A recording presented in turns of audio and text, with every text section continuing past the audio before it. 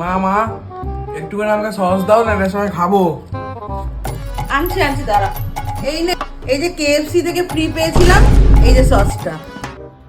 আর আমার তুমি কেএফসি থেকে এই সসটা ফ্রি পেয়েছিলে, এটা তুমি রেখে দিয়েছো। একটা তুমি সস কিনে নিতে পারো। সস নিয়ে কথা, দেখ যখন চাইলি পেয়ে গেলি তো, আবার কিনে রাখি বা কোত্থেকে ফ্রি পাই, তোর কি? ও মা, এসে গেছো? তোমাকে ময়শ্চারাইজার আনতে বলেছিলাম, এনেছো তো মনে করে?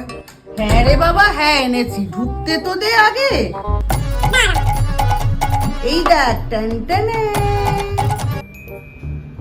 আরে মা, এটা কি হবে এটুকু দিয়ে? এখন শীতকাল সবাই শুরু, আমার পুরো গা ফেটে যাচ্ছে। এটা তো আমার একটা আঙ্গুলও হবে। কে বলেছে আঙ্গুলো হবে না? অল্প অল্প করে মাখবি, অনেকদিন হয়ে যাবে। ওই রকম একটা দিয়ে লোকের 1 মাস চলে যায়।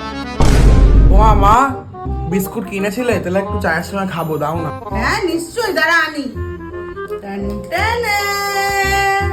মা, তুমি এত ছোট ছোট প্যাকেট পাও কোথার থেকে গো? আমি তো বুঝতেই পারি না। ছোট প্যাকেটই দেখলি, দেখ কত আনকমন। টেস্টটা খেয়ে দেখ কিরম লাগে। মা, কি করছো গো? এই তো বাবা তেল ঢালছি। আরে মা, আর কতক্ষণ প্যাকেটটা ধরে থাকবে? এখন তো এক ফোঁটা করে পড়ছে। জানিস তো ভাবি, এই মাত্র তেলটা ঢাললাম, ওই হাত স্লিপ করে কতখানি তেল নিচে পড়ে গেল। দেখলে তো মা, তুমি সবসময় ছোট ছোট জিনিস কেনা ভাবো যে তুমি টাকা বাঁচাচ্ছ, আর এখন দেখো কতটা তেল পড়ে গেল, কতটা টাকা বরবাদ হয়ে গেল। তেল ওই জন্য পড়েনি, ওই তেল ঢালার সময় তুই বাধা দিলি, ওই জন্য তেলটা পড়লো। ও অমনি আমার দোষ।